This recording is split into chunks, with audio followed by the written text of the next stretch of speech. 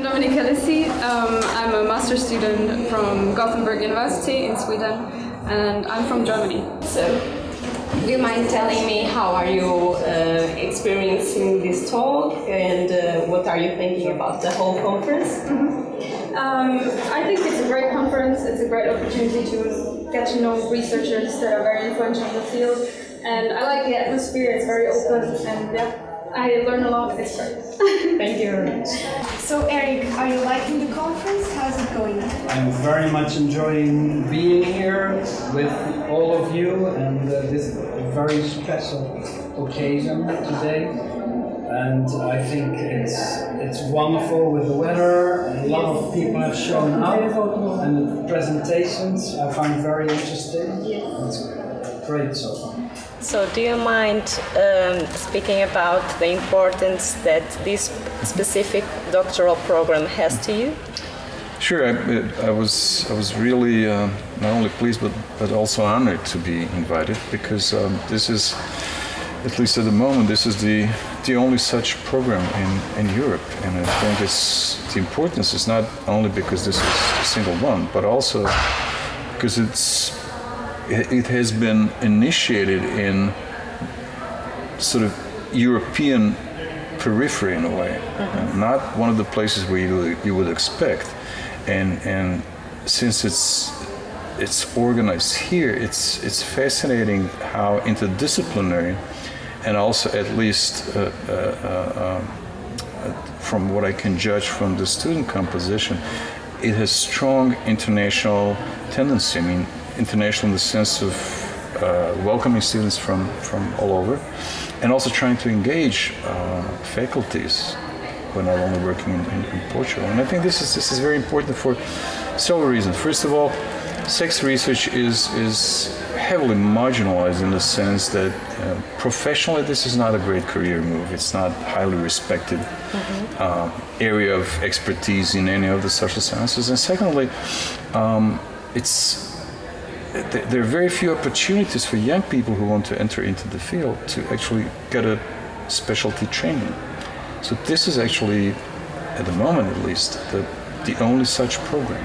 And I can only hope that it will be successful not only in the quality of the program at the moment, which is high, but also even more that it's going to be successful in becoming more and more international. And I think that's especially for the European scientific spaces, we really need to cooperate, in order to be competitive with, like US. Sure. So we need more cooperation within Europe and in all the disciplines, and especially in sex research, which is sort of unwanted child very often. Yes, I agree. Yeah, thank you very much for your words. Welcome. Thanks. It's a pleasure having you here, so I would like to hear your thoughts on the importance of studying this topic and the importance of this new program in human sexuality. Well, my whole career has been on this topic, so clearly I think it's important, and it was lovely to be invited to come and give an overview of my own career. I think it's great to see this sort of program for PhD students, and that's quite unusual, I think. So that's very good, and I hope that those who are interested will be able to continue to have guidance during their postgraduate stage. So, well done. Thank you.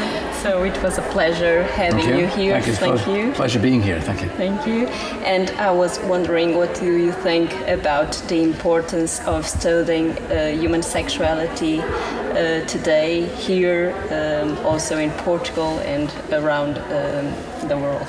Well, I mean, clearly I'm committed to studying human sexuality. I've been doing it for about 55 years. So it's not a new idea for me, but it changes over time. It changes from the earlier perceptions of sexual orientation, homosexuality. It changes from the earlier ideas about transgender and transsexualism. So those issues have become modified and radically, revolutionarily altered over the decades. but the issues of evolution and concepts of how the public sees these issues of sexuality, that remains. We have, just looking at the posters outside here, you see that there's just an increasing number of aspects of sexuality that people can study.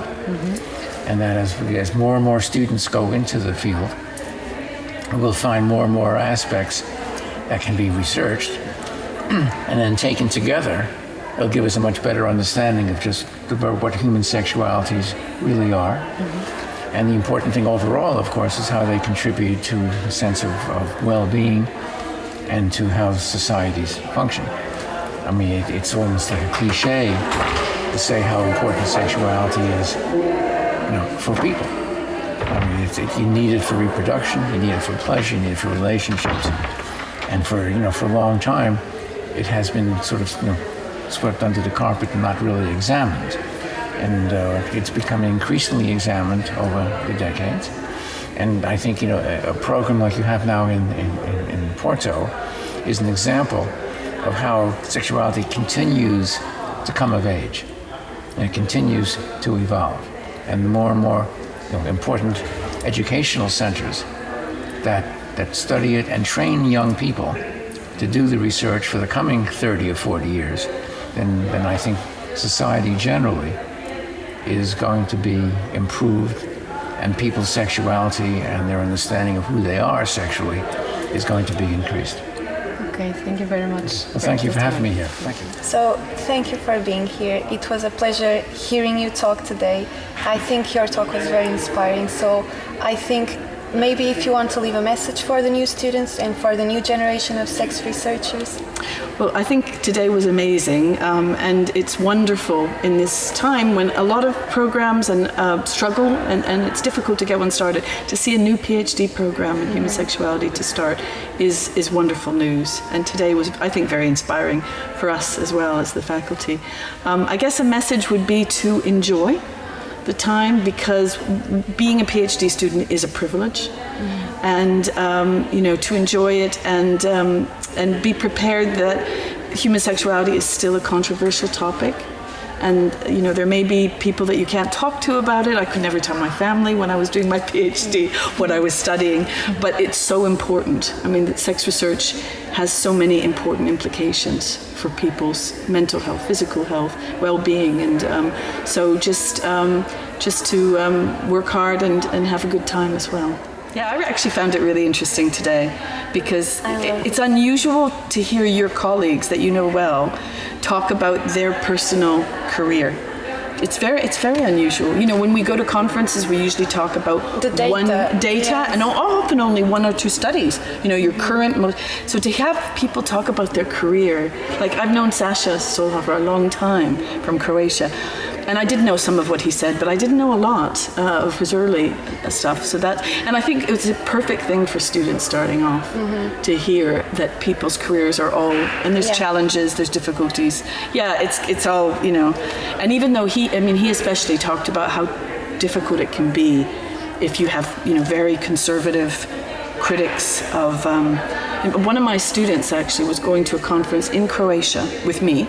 Sasha was organizing it, and all around that time that he talked about when he was attacked and there was called a pedophile and everything, my student found out about it. The group that was formed, he didn't say this, were online. They formed a Facebook group. This is the critics, and they were saying that they were going to throw the researchers into the sea with millstones around their neck. And my student, who was actually from Poland, was so freaked out by this. Yeah. She was really, and her husband, she's married and she has a small child, and they didn't want her to go. And so she didn't go to this conference, which I understand, but it was sad. It was one of her first presentations. And so I think it's important that students know there's still the challenges, but all the rewards too, as Anna Marie said. I think it's important, and it's also inspiring, at least for me, as I'm starting, I believe there's no right path to follow, and sometimes, I must be honest, you don't know what you're gonna do. No, and that's just fine. Know that you gotta do something. Yeah, and things happen to change what you want to do. It's really true. As Eric said too, opportunities, jobs that come up that you didn't think you would have. Or you meet somebody at a conference once, and then you start collaborating with them, you know, gradually, or they become your PhD student or something. So I think it was a great way to start the program. You know, a really nice, because it is a historical moment, so it should be marked in some way. And it was a nice group as well. Professor, thank you so much for being here. I would like to ask you, what do you think about the importance of this young generation studying human sexuality, these new students that are entering our PhD program, and how important it is to have these new people coming into the field and doing sex research? I think it's so important that we have new researchers in sexual studies, sexuological studies, because we see today, we have heard some talks from some of the people that have been involved for a long time, and I think it's so nice that you carry on the tradition. And I think that what's so amazing about this program is there are so many students, because I think that if you have a lot of students, there's going to be a synergy with people working in different fields, and then they can inspire each other. And we also know that sexuality is very important for most people.